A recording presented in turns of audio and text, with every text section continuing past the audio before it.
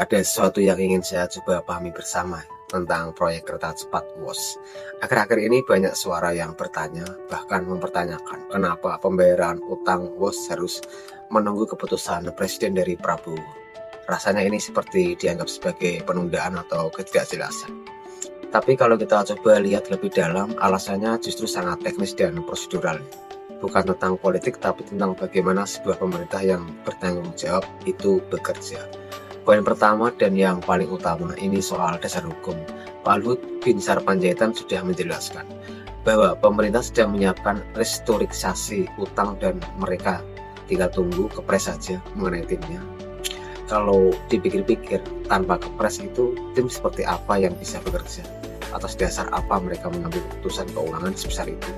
Kepres inilah yang nantinya menjadi panduan resmi dan payung hukum untuk tim baru di era pemerintahan ini.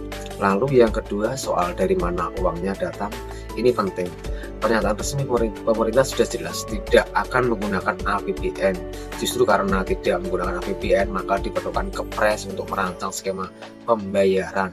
Siapa yang bertugas, sumber dananya dari mana, bagaimana cara mengawasinya, semua ini butuh dasar hukum yang kuat. Menteri AHY juga mengatakan mereka menunggu arahan langsung dari Pak Presiden Prabowo untuk langkah final. Jadi ini bukan tentang lambat, tapi tentang menunggu keputusan petinggi agar semua bisa berjalan dengan tepat. Memang masih ada yang belum final. Skema pembiayaan masih dibahas apakah lewat BUMN atau restrukturisasi dengan Cina, tapi intinya sama, tidak membebani APBN. Jadi sebelum kita ikut menyimpulkan bahwa pemerintah menunda atau tidak transparan, mungkin kita perlu melihat ini sebagai langkah yang sistematis. Pemerintah bukan menghindar tapi sedang menyiapkan segalanya dengan dasar hukum yang jelas. Pada intinya, menunggu kepres bukan berarti tidak ada tindakan.